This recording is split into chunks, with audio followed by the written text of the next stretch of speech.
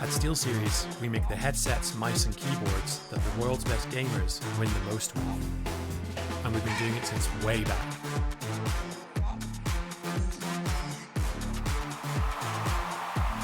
It's up to you how far you go, but whatever you do, go for glory.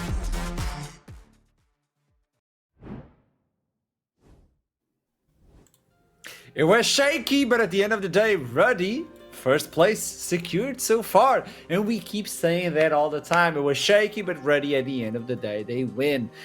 It was interesting. Going back into the champion select, it almost looked like Venomcrest found gold.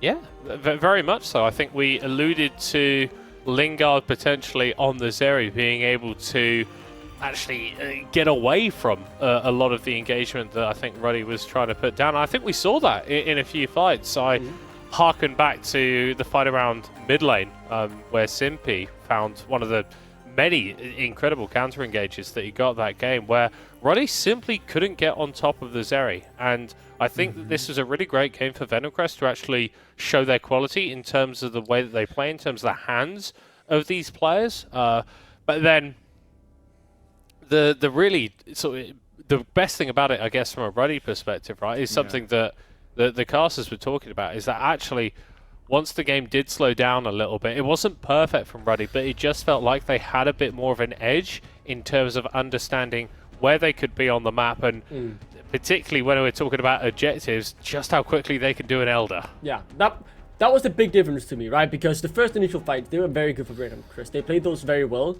but things started slowly but surely falling to pieces when it came to setting up for their neutral objectives. That first Baron, they set up for that. Ruddy responded really well, and despite you were talking about it, Milka and the Goom, Venomcrest were getting the best out of the situation they put themselves in. They simply put themselves in a situation where they had to go away from the Baron, and then all of a sudden they maybe didn't realize how quickly Ruddy were able to just snatch it away, and that's a free Baron right there. And then, as you mentioned, around the Elder Drake, simply got poked a bit. It seemed like Venomcrest wanted to wait for his warmucks to get him back to full before they set up for the objective again, but, you know, Ruddy, they saw the window, they capitalized. Alex pretty much just single-handedly killed the Elder Drake, and those two neutral objectives were really the massive game changers in my opinion, because outside of that, I felt like Venomcrest had some very good team fights. They showed why they are one of the better teams in the league, but they had a clear stumbling block around the neutral objectives in this game. That's what we keep seeing. Sometimes you look into compositions and you think, hey, they get the mid game, but once you get to the late game, the champion select gets a little bit different. Alex with the Corki, even Kitruken that didn't have the best beginning of the show, like at the last part, burning through those big objectives, it's a brand. What do you expect? It just disappears. It melts, and at the end of the day, it's ready yet again with another victory. Is there anything we can look at this team? Because they keep going for the bloody matches, they keep going for those bloody fights, but at the end of the day, they pull it off. Are they just limit testing at the beginning of the game? Or is it Ruddy? I think it's... I think it's a bit of both, right? I think that when you've got players like Ruddy have got, particularly I'm looking at Alex, players like Built, and maybe not Kitruken as much, but definitely to a certain extent, there's still a rawness there. There's still a willingness to fight and put yourself in situations which are a bit more variable. I think that Ruddy as an organization have been quite vocal.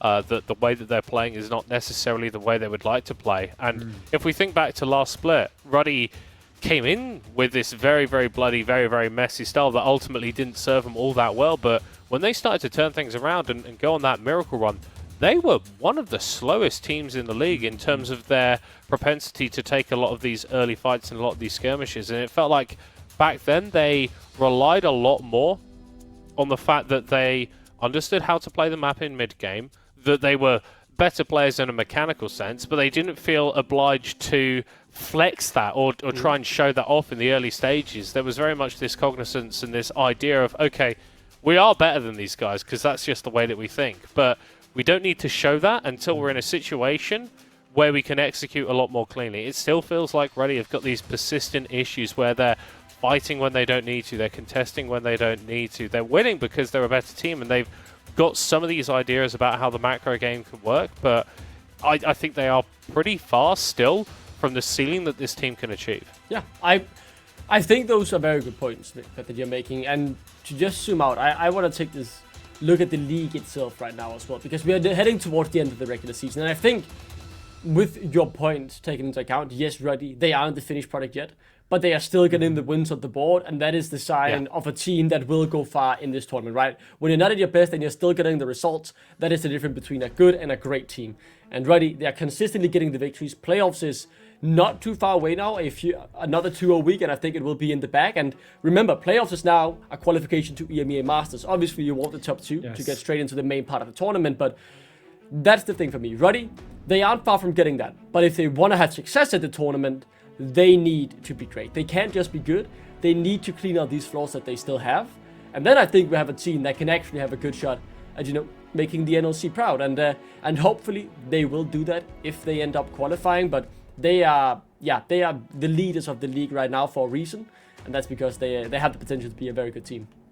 By now, I believe it would take a miracle for Ruddy not to make playoffs. So I believe they're kind of secured. On the other side, let's jump into the teams. We were talking at the beginning of the show. Interestingly enough, they're going to be fighting each other, Light Side versus Natives. A team that is losing their Bright, and the other side that actually climbing. I gotta say, somehow, we're jumping into Champions League. That was fast. That's beautiful. That's very LLS fast. Very important quickly, for both teams. They need this. They're thirsty.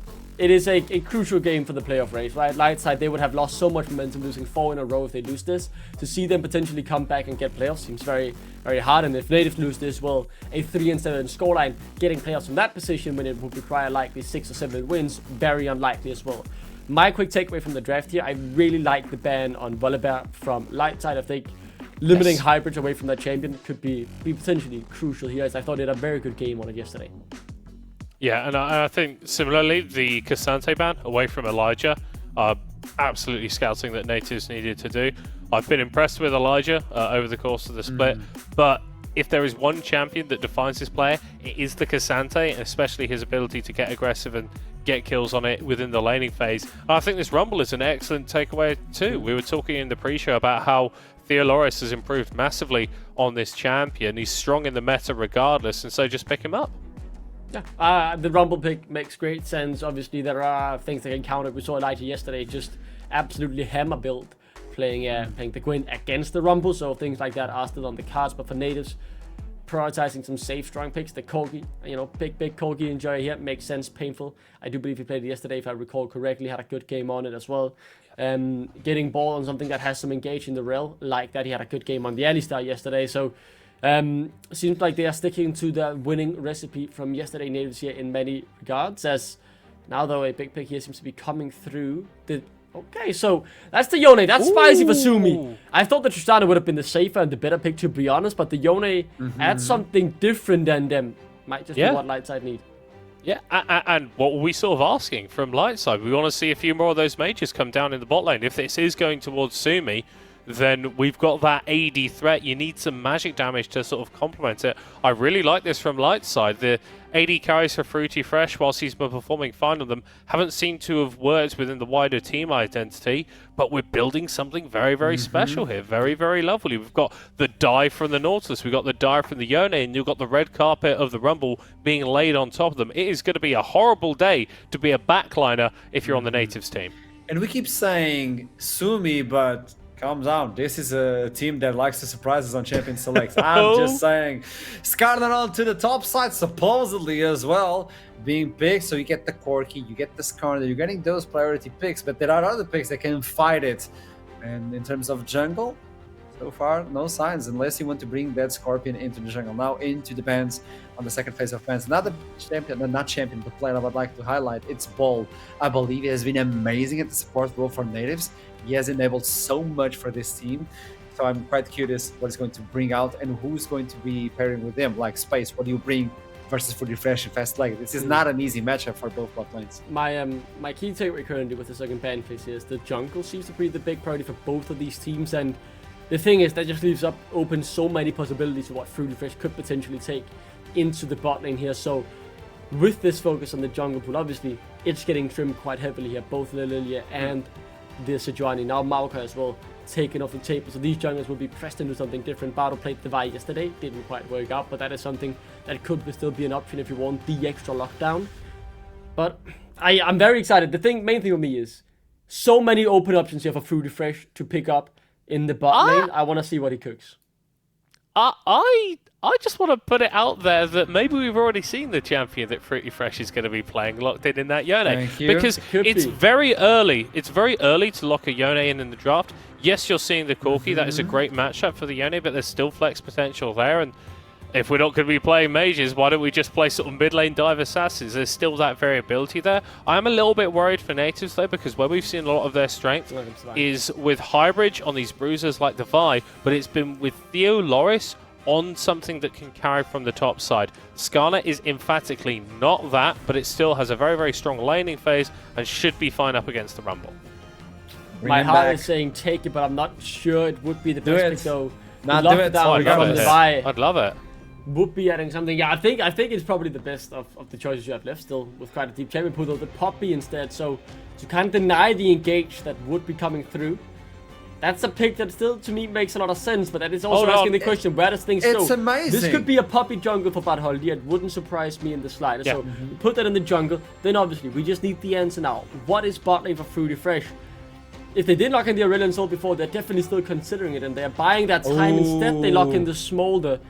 His favorite champion, keep in mind. Yeah, might be the favorite champion. I would have preferred the Aurelion Soul, to be honest. I feel like both of these can be locked down. I just want to say, though, I really, really like the Poppy here to try to stop the all-in that could potentially come through from natives.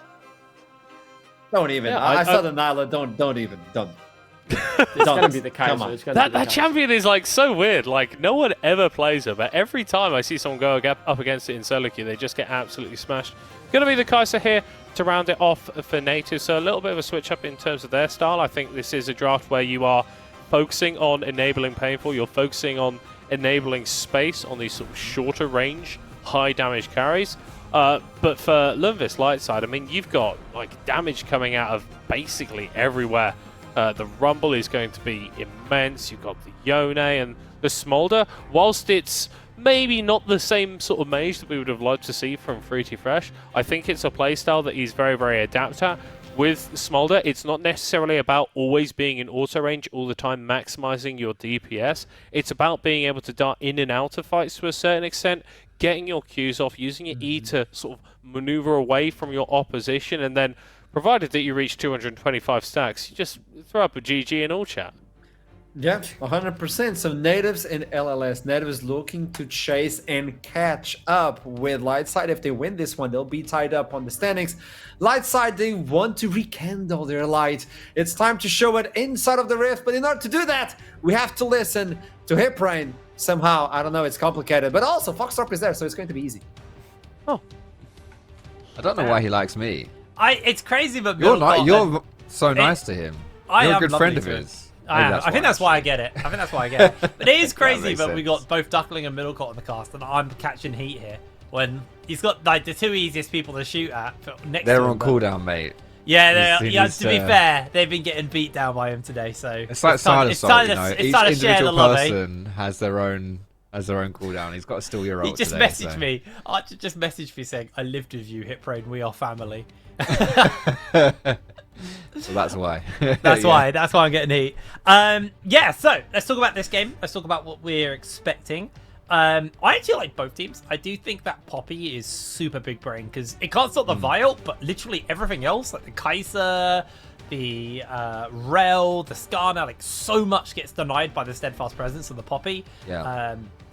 I just feel the snowball potential as well on Lightside is really bad. Like if Yone gets ahead, if Smolder gets ahead, like that game just feels so unplayable to play. And even if Smolder falls behind, he just hits that 225 mark, and suddenly it's just Smolder is just the most unreasonable ADC in the game. So I do worry a little bit for Lightside on this, but I don't think they got a bad team either. I think the Kai'Sa Corki damage is bonkers. We saw that in the last game. They got a lot of front line as well to stand in front of them and peel for them. So I'm interested to see how this game goes out, but I do feel that Lightside, in my honest opinion, are probably looking a little bit more favourable here. I think they've had a way better season as well. They got an extra 2 wins over natives, who are 2-6 in the standings. So we'll have to see. Now we're getting onto the rift for game number 2. Well, natives are 3-6 technically because they won yesterday. Oh, no, that hasn't updated on Wikipedia. I know. Oh man. You've been baited into that one, did but be yes. dirty here. God damn it. I know. I've struggled with this too. They beat Verdun yesterday, so yeah, not like, Verdun's not exactly one of our top teams, but they are, I would say, a team on par with Lightside. Well, okay, they are a team on par with Lightside. They're both 4 and 5 in the standings. So they did it yesterday. They can do it again today.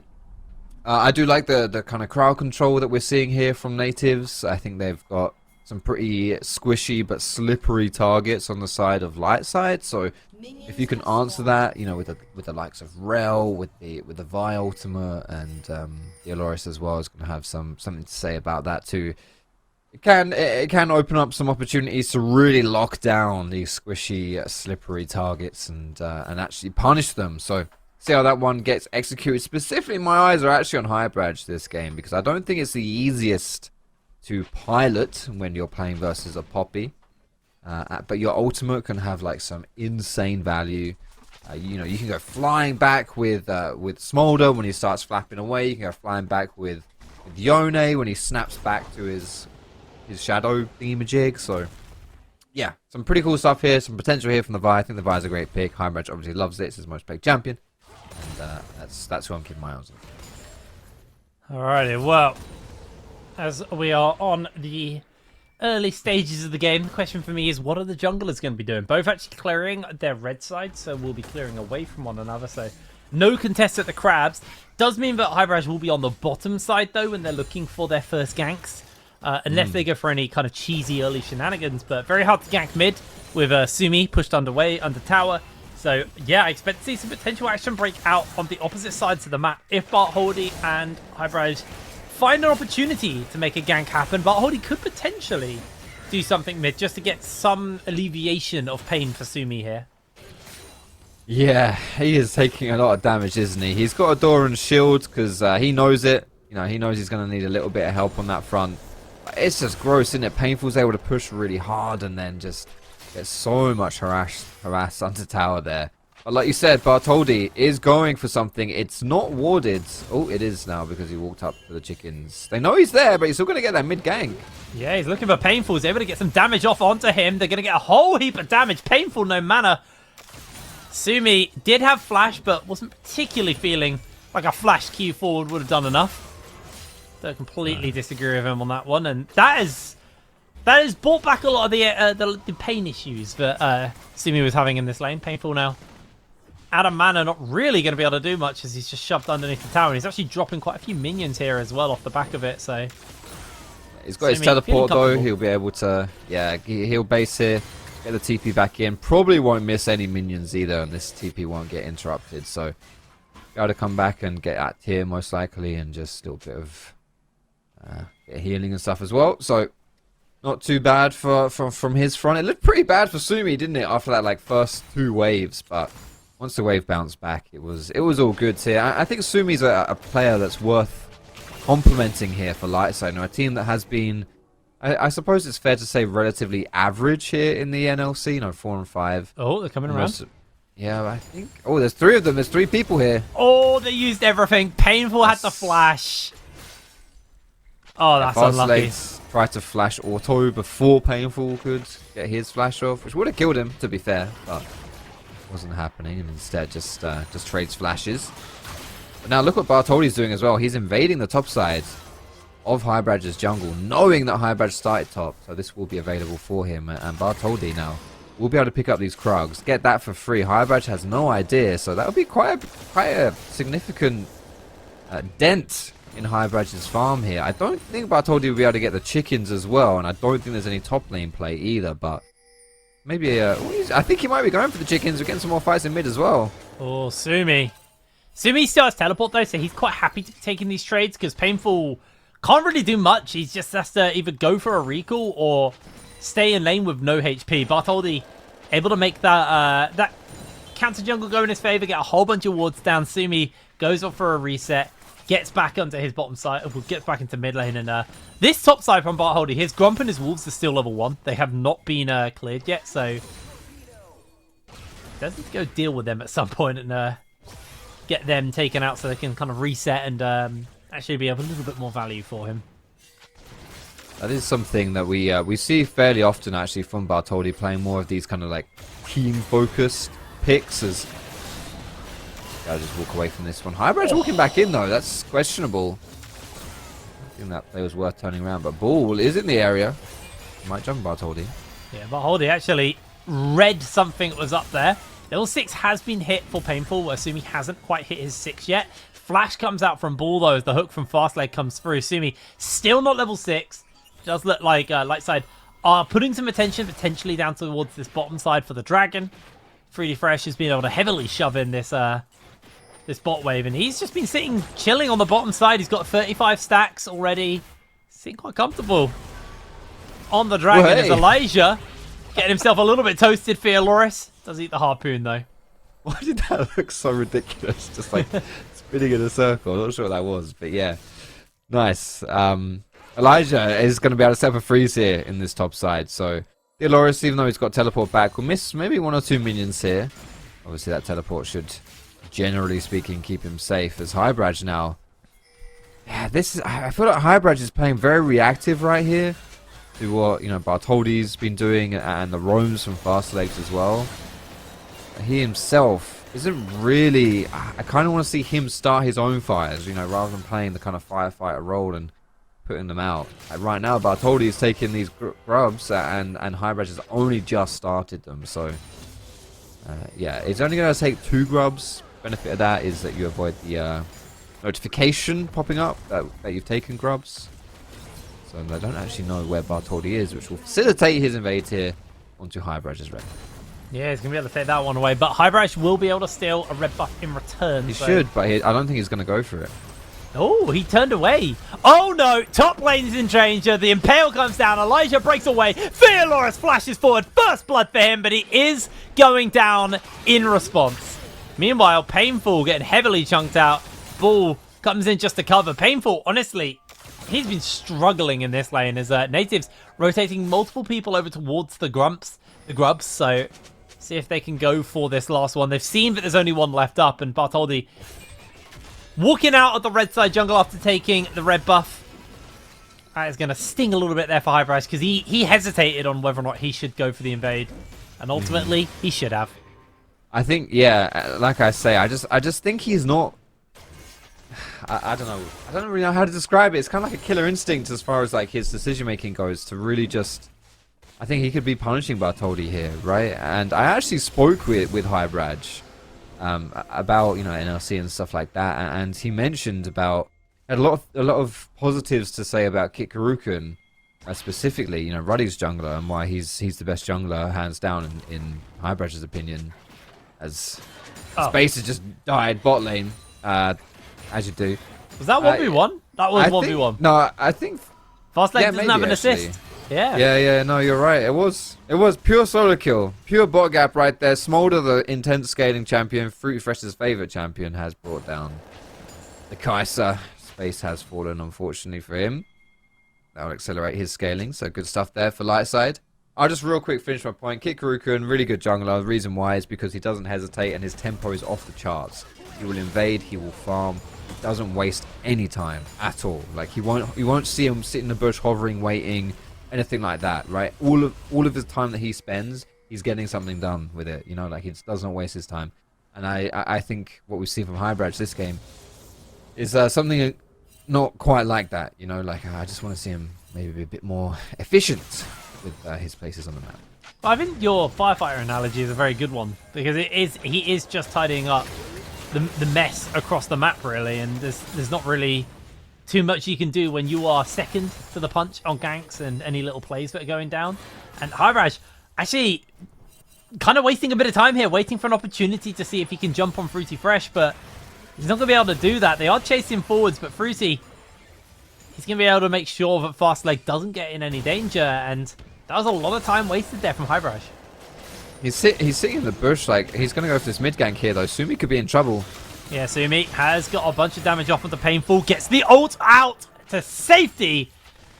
Hybraj not going to be able to find anything there. And Sumi will be able to collect this wave underneath his tower safely. It's also, I think, a fair, rather than us, you know what, hold this thought just a little bit here. So now I'm going to disengage fast. Segs is level 5 and Fruit Fresh is 8, by the way. There's a 3-level gap between the ADC and support. Last thing I'll say about Hybragen is, like, you know, his activities on the map is it's not specifically a him thing as well. It's more kind of like his team. You know, so for example, Space and Bull were in a position to invade bot sides. You know what? We'll hold that ball because here comes the fight. Called in. Space has to ult safely away underneath his tower, but Bartholdi's coming in. They're getting a little bit more poke out from Fruity. He's got the globule. They come for the flash in. The Magnet Storm comes down. They're going to get the double kill onto Fruity. Down he goes. It matters not. The wave crashes. Double kill onto Fruity. And the kill goes to Bull, not Space. Woof. Yeah, that bot lane is getting pretty strong already here. Fruity Fresh with 2 kills just in that one play itself. 3, 1, and 0. He's got a complete item. He's got tier 2 boots. He's pretty strong right now. He's fairly accelerated for a champion that scales as hard as Smolder does. To be winning lane, you know, 10 minutes into the game is a tough one to swallow if you're natives. But a very, very good sign here for Lightside. And we've seen Fruity Fresh play Smolder before, and he's very good on this champion. We know he can pilot it, so giving him some kills, yeah, that's a questionable one here for natives. Yeah, that is a pretty costly one. He's got the Essence Reaver and the Swifties finished up for him as well, so very, very accelerated at this point, as we are seeing a potential gank onto Painful. Painful loses a lot of HP. Beautiful block there for the steadfast presence from Bartholdi. And Hybraj cues forward, but isn't really going to get anything. Fruity closing in and getting mum up as well, so we'll have that to work with as Bull dodging away. Just get a little stun off onto Sumi, but nothing really to write home about. And Painful actually cancelled his recall there, thinking he needs to make sure he stays around for yet another wave. Sumi jumping in. Bull gets some damage off onto him, but Sumi gets the Qs charged up. Bull launches away. It's just going to be Dragon number 2 over to the side of Lightside. Natives considering making a play on the top side of the map. Elijah had roamed down to mid, so they're going to have to wait a little bit until he gets stuck under his tower again before Hybrids can really efficiently go for anything top here. He's thinking about going for the grubs, but also was thinking about collapsing on Elijah, and I think that hesitation may cost him. Yeah, I'm not entirely sure he's going to be able to get this one. You can see there's a whole big old goon squad coming topside. Hybrids has Smite. We had to get one, but he's out of there now, and I don't think one's really going to cut it as far as natives are concerned. That should be 5 for Lightside. 5 grubs plus that dragon there. Good objective control here so far in this game. Yeah, this is huge here for Lightside, getting the dragon number 2 and getting the grubs. 5 of them in the pocket of Lightside is really going to accelerate them at this point. We're seeing, but Fruity heads back, gets himself the Kindle Gem. So building towards that Spirososian next. I just missed how many marks they had there, unfortunately. I think it was 110, which is quite a lot already for 13 minutes in the game.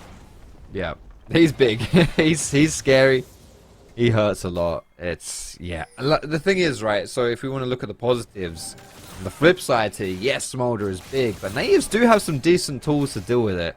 Specifically, you know, like a Vi ulti can really lock them down, and then you can just, like, dogpile bundle on top of him. And but it's so hard to dogpile bundle even with the Vi. Like, the Vi can't get stopped by the steadfast presence, but literally every other tool can be. So how do you actually get onto Fruity? As long as Bartholdi stands on top of him, and then you just layer the CC up once it's over, it's going to be so hard for them. As Loris, losing a lot of HP here, is able to do a fair amount of work to the tower and take it down, but Sumi comes in, cleans up, and that is going to be a tower for a kill onto the Yone. His first of the game. Fruity getting a whole bunch of damage off onto natives, but they're keeping the pressure forwards onto Fruity Fresh. He's going to be able to step away to safety, grab himself these wards in this wave, and yeah, it's going to be all she wrote off the back of that one. Natives were looking to make that play to match the fact that Lightside sent 3 top sides to try and get something on the bot side of the map, but it just wasn't able to happen there. A little bit behind the punch on that one, so to speak. Hybraj is going to be able to pick up his bot side jungle, not too much happening. But unfortunately for them, Lightside, yeah, able to do so much. The pressure from mid, pressure from top. It's going to be Herald as well. Like, they're picking up a lot of stuff right here at Lightside. There's no real answer from Native. No, there isn't. I mean, the flash coming out there from Painful just to evade the Fate Sealed from Sumi. Lightside have a very, very strong grip hold on this game. They get themselves the Rift Herald as well. And with the 5 grubs, towers will just liquefy. It was great of Fearloris to be able to pick up that first tower blood, but ultimately, that is kind of a symptom of Elijah roaming and securing stuff for his team, where Fearloris has kind of just been playing on an island in topside. And he's pretty strong right now on this Skarner, but the problem is everyone else outside is also very, very capable. Sumi with that first kill under his belt going to be feeling very, very comfortable off the back of that one. Fruity 3-1 on the Smolder, closing in on the 225 check mark. The big power spike here for the Smolder. Sumi gets immediately jumped onto. Manic Storm comes out. He doesn't have the Fate Sealed. He doesn't have Flash. And down he goes. Space finds the kill. Bull just camping the perfect bush to deny. Nicely done right there. We're going to get a kill onto the Kai'Sa. Excellent stuff.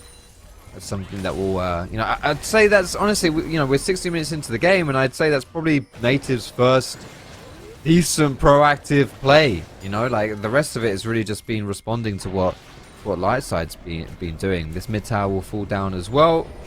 Definitely no saving this one, but can we contest? Can we get a little fight afterwards? Oh, that's a big hook. Equalizer, Mum comes down. Painful's ignited. He's picked up. That's going to be the kill for Fastleg, but down goes another. Highbridge falls. Another kill into Fruity Fresh's pocket. Herald was taken out, so no more charges. Oh, that was rough there for the side of Natives. Yeah, I do wonder what Painful and Highbridge were thinking in that situation, though. Trying to collapse to like catch the evacuation of I think it was Bartoldi who was inside the Shelly, or maybe it was Fastleg. Yeah, okay, so even worse. Like just the worst target to try and the gank coming out of that charge. I'm not sure what they were thinking. Like they're not. Yeah, I don't know. That was a little bit strange for me. And they get collapsed on. And that is 2 extra kills alongside that mid-tyrant. For the first time this game, as kind of surprising as it might be for me to say this, Lightside actually have a gold lead. It's going to be around 500 gold for now. And looking to take the second dragon in the game as well. Yeah, looks like they are going for this one under their belt. As you see Sumi jumping into the Highbridge, gets a whole lot of damage off onto him. Blinks away to safety. Mangsnor comes out, but there is going to be the Steadfast present. Woo! Sends one popping. Space, though, able to find the kill. Bartholdi in a lot of health. He's going low. Space trying to keep the damage up. Fastleg, can he zone and keep him alive? The flash comes out from Bartholdi. Fastleg misses the hook, but now he's the one under fire. Highbridge will start this Ocean Drake up. The Smolder's not here. The Impale comes down. Fastleg finds himself in danger. I don't think Fruity Fresh was looking at his map there. Like, he was trying to take tower number 2, and his team were getting run down. So Natives actually walk away with a win here.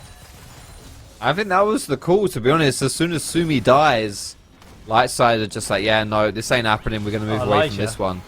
Good response from Natives. Yeah, he should be alright to just walk away from this one. Nope. Might be lying here, actually. Yeah, he had to flash. He's had to use his flash instead. Okay. So we get some good stuff around the map here as well. It feels like... Yeah, again, though, this isn't a proactive play from Natives. It's just... It was Lightside pulling this trigger, right? It was Lightside who tried to get that pick onto bot side. It didn't work out for them, and Natives, they just respond to what Lightside are doing, and this time around it comes out on top for them. So, perfect stuff for Natives. Getting that second dragon as well. Just, moving forward here for this game for Lightside. They're making some good plays, but they're not always doing it as a team. Fastleg was not with Sumi or around the area really when that was happening. He was clearing vision. Fresh was pushing mid. These are good plays to make, but they need to make them as a team. Yeah, it was. I think it was a series of big mistakes from Lightside. Very scattered play. Sumi all in, was able to zone Highbridge off, but he unfortunately had to go down there. We do find a hook though onto Bull. Bull's losing a lot of HP. Does get the stun off on the multiple people, but Mum comes down, getting a whole lot of damage. Fruity just keeping Bull low. He is getting toasted down. Bartholdi secures the kill. Fruity Fresh, 206 on the stacks. So about to get that last major buff. And then it's going to be very rough playing into this Smolder. He's got the Spirit Soji and he's got the Essence Reaver. Oh, it's going to be hard. It's going to be very hard to deal with him. 2 items is kind of scary, but look at Kai'Sa. Price is more than caught up at this point. She's sitting at 2.5 items as well. So similar itemizations for both these characters. The question just becomes, okay, so which team is better at dealing with these ADCs? I think in the meta right now, you do see a lot of crowd control, especially coming through the support role and sometimes through jungle as well. And yeah, I think this is a... Oh, space! He's in danger. They're going to give the kill over to Fruity. He gets him with the E. The shutdown comes in, but Theoloris chasing for Fruity, unable to get him. There's the stack upgrade onto Fruity Fresh. 2T5 on the Smolder. Space shutdown as well, and suddenly that jungle deficit that was shrinking still in favor of Space, by the way. Oh no, still in favor of Fruity Fresh, but 500 gold. That was a big injection of cash just into Fruity Fresh's pocket. That was a hella unforced error as well by Space. I'm not sure what he was doing out there, but goodness gracious, he didn't even have his flash available either. That just feels like the easiest kill ever to pick up there on a Kai'Sa, and to not only give a kill but a shutdown onto a Smolder. Certainly not what you want to do. And you can see it now. Fruity Fresh, 400 gold, shut down himself. 5-1 and 2, 220 CS, almost 1,000 gold up on Space. He is going to be the MVP and the one to beat. Oh, they found themselves a lockdown. Ult committed. Bartholdi in danger. Pops the steadfast presence. Space can't ult in yet. Finds the perfect opportunity. Dunks the kill. Do they try and Nash this maybe? Oh, it's You've so got a hard. decent Nash team. There's no jungler. You've got tanks as well. Mum and Equalizer. I just think you get cooked inside. Yeah, the pit. maybe you pull them in and turn or something. But I guess you use like Viol for turning. Yeah, they're gonna decide not to do that. Which I think is fair enough. As you mentioned, there are a few reasons why that could have been a bad idea. Oh, look at Bull's health bar. Yeah, there's no way you can Nash into that. Fruity's doing way too much work. To be fair, I would agree with you. I think that would be a pretty bad idea. Like you say, Equalizer as well. But... Oh, Sumi. Okay. He has to ult to get away. Quite a big deal. It means they almost certainly won't be able to fight for Lightside now. This mid tower should finally fall down, but Elijah's in position. He's going to have the red carpet. There's the combo! Equalizer into the mum. Elijah's got the damage onto Painful. Theoloris is pulled away from the tower. And that is Lightside just easily winning that team fight. Natives can do nothing but just stand on the outside and watch. And this Baron should be going over the Lightside off the back of that. They didn't even get the turret. There's like 1 HP left. Yeah, Lightside. They'll be happy to be gifted that one, to be honest. This should be, as you mentioned, this Nash going down. Hybrid will not be able to get in position for it. He's charging up the Vault Breaker, but it won't be enough. Baron Nashor, 23 minutes into the game, in the pocket of Lightside. This mid tower, I think, just died. I think a minion took it down. It was, within sneezing range of death anyway. So finally, that mid tower has fallen. But yeah, Natives just overstepping there a little bit. Not quite what they wanted. Maybe they got a little bit, I don't know, like confident because they saw that there was no ult on Yone, but. And they pick him out here. He still has no ulti. It's up now. Yeah, he has got it. He's going to go for the Fate Seal to break away, but the slows are too much. Sumi, once again, finding himself caught out, loses a lot of HP. Helicopter, not going to get popped. They're going to move away. That's good. One of my final lines. I like it. Good little hook here from Fastlake into the wall bang, into the Equalizer. Mum is called in as well. Highbrush goes down. Elijah's burn. Fruity untouched on the backline. Look at the damage he's doing. Natives are getting toasted. They go for Theoloris. He's going to try and get the damage onto Fruity. Fruity's going to survive. Secures himself the kill. Painful slowed by the dragon as Bartholdi. He knows where the kill is. He finds the kill. Fruity able to survive. And that is a light side. Absolute whitewash over Natives. They even will find Bull. Elijah will scare him off. Oh, suddenly Lightside have kind of turned it on.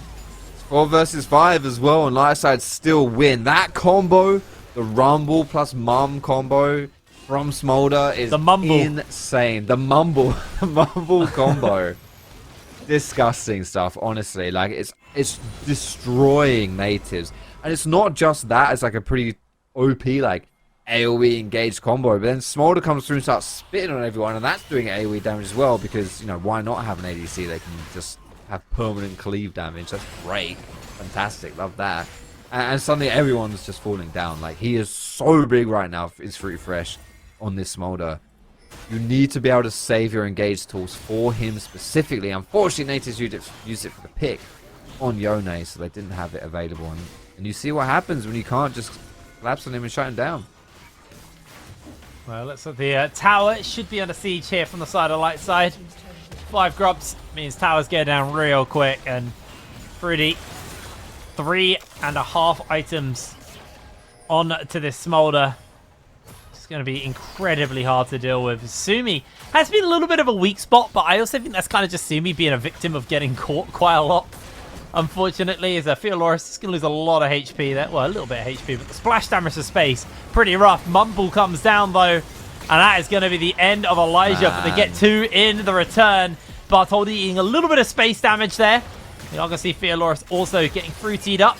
Now Bull being chased down by Sumi. He just follows him over the wall, clips him with the Steel Tempest. That's his brother's Q, actually, not the right one. But Bull is getting himself taken down. Sumi will secure himself a kill in return, in revenge. The Impale comes down, but Theoloris is being cooked. Fruity gets himself yet another kill. This dragon is a scary Spyro, this one. Oh, absolutely scary. This is tough. I don't know what you do about this one now if you're Natives. To be honest, it might just be a little bit too late. Again, we see the Mumble combo, and it just tears through the side of Natives. There is nothing that they can do about that one. Light side poised to end the first half of the split here, 5-5, or close to the first half of the split, 5-5. It is just a few more inhibitors that stand in their way, a few more turrets, a few more moments. I'm not quite sure if Natives can do anything about it. I think this is just going to be a reset, group bot, and close the game out kind of angle here for Lightside, although they are getting collapsed onto. They actually can't find an ability to reset. Bull gets immediately caught out. He is low already. Comes with the Magnet Storm. There's the Mumble immediately thrown down. Bull's going to go down, but Space does jump onto the backline. Lightside actually going very low here. Fruity is shut down. That's going to be Space. He secures the kill. Elijah, though, toasting through Painful's health bar. Theoloris, the last man standing. Bartholdi over the wall with the wall bang. Elijah gets a triple. Teleports into the top side, and that should be game. They finally did it. They finally shut down Smolder and Fruity Fresh. But at what cost? It's going to cost them the game. It took them a while to solve, and when they finally did it, it wasn't enough. Elijah here on that Rumble. Still a ridiculously strong carry. 3 items of his own. Pushing down the Nexus turrets. Bull is alive, but he won't be able to stop this one from happening. Light side. They're going to round it out here. 5-5 over their first. No, do you know what? It's not over. The death time is not quite long enough. Bartholdi actually is going to die here. He has no R. He gets some movement speed. Has that ultimate available. High Bresh misses the Q. Bartholdi's still being chased down. Are they really going for it? They're teleported in. They're going to throw everything for Bartholdi. He has himself the Steadfast Presence. Wall bangs the Corki. Throws the Buckler onto him as they're just keeping the damage. But Bartholdi is making a break for it. The hook comes in. Fast leg with a hero play. Sumi chasing forwards. They go in for the Vault Breaker. They miss everything, but Bartholdi's still going. Mum's called in. Painful goes down. They go for the chase, and Highbridge pays the price, losing his mid lane. And Lightside collapsing with the power of friendship. Highbridge goes down. Elijah gives Fruity the kill. Gotta respect Natives a little bit for trying just a little something there, because if they get a kill on Bartholdi, maybe you can potentially try and get a Nash or something. I don't know, your base is open, it's going to be tough, but you could maybe potentially try. But at this point here, it's a 5 versus 3. Natives, they have a naked Nexus. They do have space available, but is it going to be enough? Somehow, I don't think so. And there it is. Space instantly forced to Zonya. Theoloris losing a lot of HP, and Fruity will be going for his revenge. He gets the kill. Now they're chasing on for more. Theoloris trying to make his way out, but it's a double kill for the Dragon. Down goes the Nexus. 29 minutes, 29 kills. Lightside slaughter Natives in the last half of this game. There are moments in that game when Natives, they could potentially do some bits there. But at the end of the day, honestly, all of the proactive plays belong to Lightside. Yeah. Some of them worked, some of them didn't, which is why Natives were able to stay in this game for as long as they did. But when they eventually pulled the trigger on those team fights, you saw it Fruity Fresh on that Smolder. He was far too big, and the Rumble plus Mum combo. What a sick combo. Like, we've seen quite a few Rumble combos before. Obviously, Rel, the Magnet Storm is a strong one too that we see. But yeah, that's another one that you just got just add it to the list. Insane amounts of Rumble, damage. yeah, Rumble has so many combos. I like the Mumble. Hot Pot is as a personal favorite of mine, where you get the Jarvan Rumble and just put That's with the good, Hot Pot. yeah. I love Hot that one. He has so many cool little combos for team fights. That My was favorite old time one is Curse of the Sad Bullet Time. Have you heard of that? Yeah, There's a Moon plus Misfortune. That's a good like one. a season 3 one. I That's a still good one. remember that. I still remember that. Yeah. Classic. Absolutely brutal game though there from the side of Lightside. Natives, I think